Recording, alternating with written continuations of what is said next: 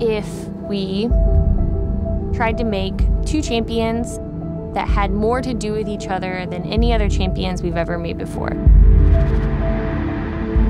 The way that we make champions, we're always questioning ourselves, is this something that players are going to fall in love with?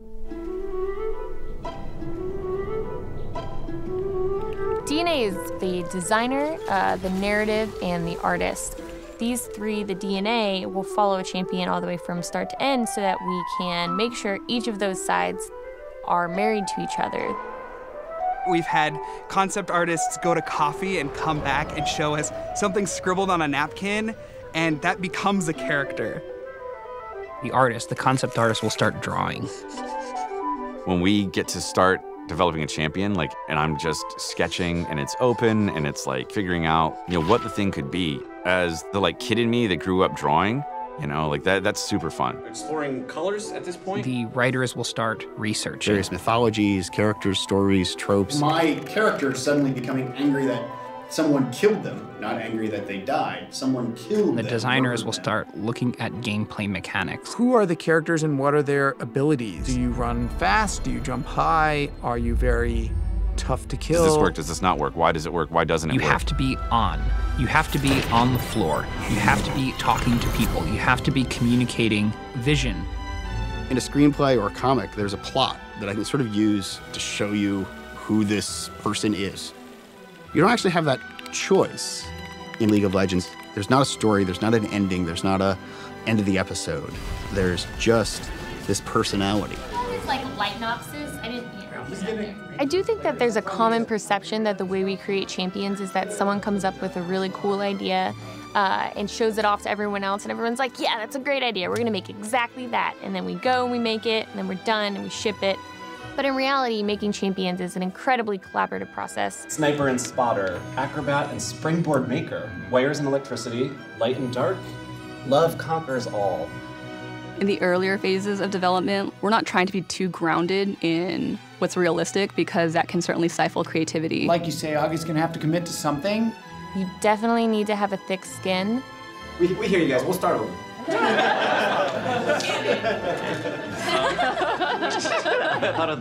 At the end of the day, over 100 people will have worked on the champion. I worked on Bard, Echo, Kindred, Aurelion Soul, Ivern. Alawi, Rek'Sai, Tom Kench, Jin. Fiddlesticks, Nocturne, Thresh, Gnar, Dr. Mundo. What you don't want to end up with is generic characters that don't feel real and don't feel like they live and breathe somewhere. We don't expect that every player is going to be in love with every champion. We really expect that players will gravitate towards a handful that sort of connect with the player on some sort of emotional level. Without fail, every single time we release a champion, we know we're going to learn from players a million things that we could have never predicted. We wanted to make the ultimate duo experience. We all settled very quickly on lovers. We don't have a true romance in League of Legends.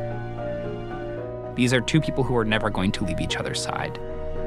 What is love? I mean, what does love look like for a race that we don't even know exists yet? Love is curiosity. Love is unconditional. Love evolves. Of love. Trying to put a stake in the ground and be like, what do they say about love? Is, I think, fundamentally dangerous because you begin to drift towards having them be all about a statement about love. I am like, how do they fight together? Why is that cool? And how does love add some interesting and some spice to it? That's it, right? He's the center of the show, he's the star of the show. A tall, lean, athletic, beautiful specimen of a guy. He's very, very fast. It's like a high adrenaline play style, which is pretty unique to supports. And he's a little on the edge of dangerous. She's much more mysterious, much more reserved, much more coy. She is much more inconspicuous, camouflaged, but much deadlier. He will mesmerize you, and she's the one that will kill you. A petite, Raven-esque blade dancer. So we started exploring birds and wings. His main feature is this big plume of peacock feathers that he's going to use to cast spells. That's going to be a nice flows, also with the ears. Right here, I came in this morning, just had this idea that we should do like a really nice flourish for his Q. So his Q is like a skill shot.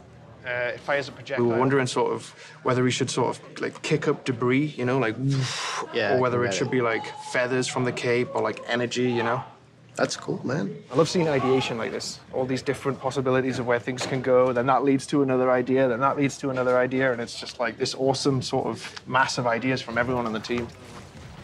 We test the gameplay of new champions twice every day. For a successful champion in League of Legends, you have to have a killer gameplay. You have to understand why the audience will like the things they like. The damage coming out of the Xayah ult, though, was...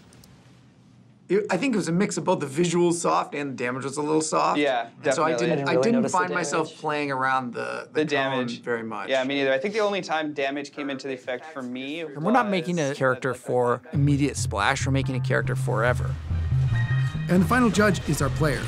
So we bring in League of Legends players from outside to test out the champions while they're in development and get their feedback. I would like to see a little bit more range on this Q. Kind of squishy, but they do decent damage. I had a difficult time distinguishing between the two. That's actually a really good point. Yeah. I think I mentioned it. And we actually bring in professional players too to see what they think. Wait, you know you were moving during that?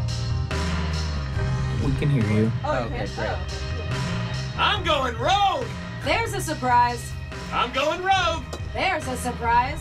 I love you. I know. I love you. I know. I love you. Я говорил. Rakan, не будем глумиться. Oha, Alătură-te! Korkma, yakışıklılara bir şey olmaz. Un'altra vittoria per i Vastaya. Oye, pram gondols. ¿Qué te parece si vamos a comer comida de humanos después de esto? To kocham Rakana ponad życie. 马上回来。谁知道行不行呢？ 그럼 본능에 충실할까?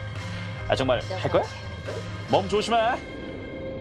I would describe the style of League of Legends as wonderfully eclectic, almost to the point of disaster. We have pirates, we have wraiths, we have ents, we have assassins, we have like everything you could ever want, little punk geniuses who make time travel devices.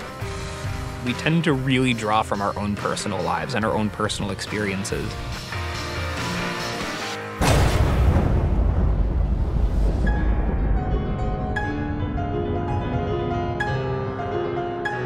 Our role is to bring characters to life, but at the end of the day, it's our players who own them.